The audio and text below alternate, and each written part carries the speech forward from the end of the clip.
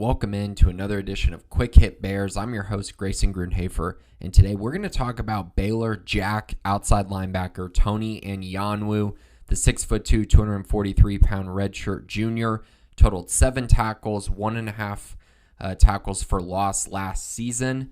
This comes after not playing in any games in 2021 and redshirting during the 2020 season. Obviously, a guy that needs to take a big step forward. During his high school career at Sic'Em, it was his first season playing football as a junior, and he flashed. He had 3 sacks in 6 games played, and then came back his senior year and recorded 9 sacks, 21 quarterback hurries, and really was just asked to exclusively be a pass rusher. That's what he was asked to do in high school, so still very raw. A lot of areas of his game that needs to be refined, and obviously he's had a lot of time at Baylor, so you need to see that start to translate onto the field a little bit more.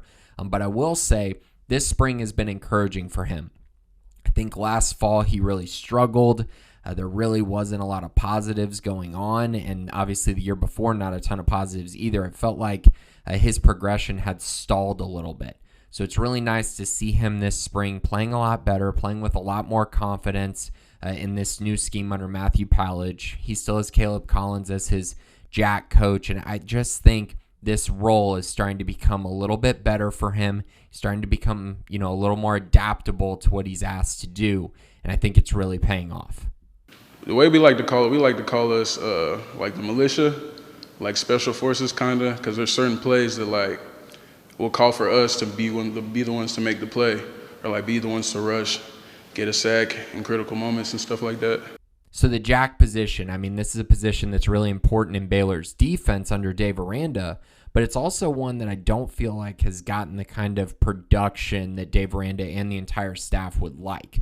We've seen this offseason, listening to Caleb Collins about, he and Dennis Johnson, who's the defensive line coach at Baylor, were both told by Dave Aranda that they need to make rushing the passer an absolute priority this offseason. And I think you're seeing that.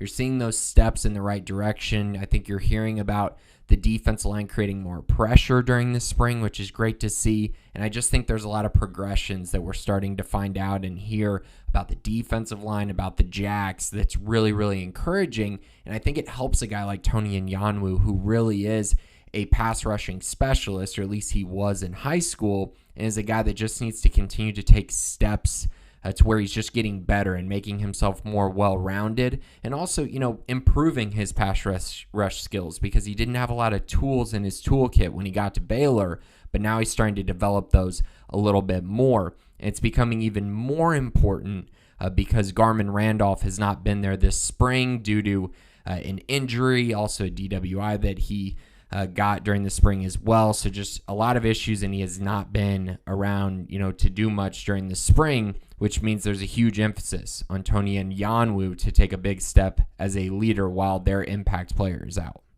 I'm expecting a lot from him. I'm expecting us to be able to lead us and be able to coach us up, especially the young people, newer people to the group when they need it. So as I mentioned, this is Tony Anyanwu's time to be a leader in this room. They got young guys like Kyler Jordan and Kyan Roberts-Day. They're trying to push him, and they're trying to make, this a competition, obviously.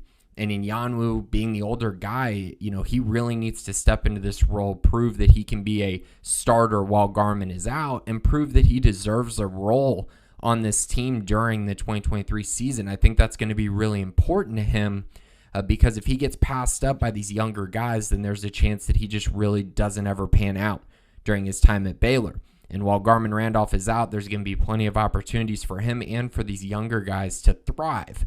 Now, when Garmon comes back, I fully expect him to be the starter. As you heard, they're looking to Garmon to be the leader of this group. They're looking to him to be the guy with a ton of production, the potential NFL guy that a lot of people thought he could be when he got to Baylor. But now, it's all eyes on these other guys.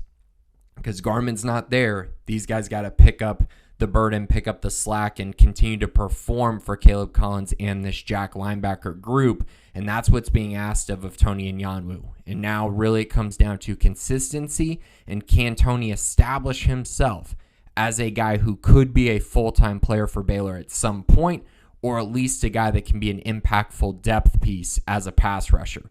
We'll find out a lot more for him to prove throughout the spring and the summer and the fall, but I think he's well on his way to making an impact for Baylor throughout the spring and potentially leading into fall of 2023.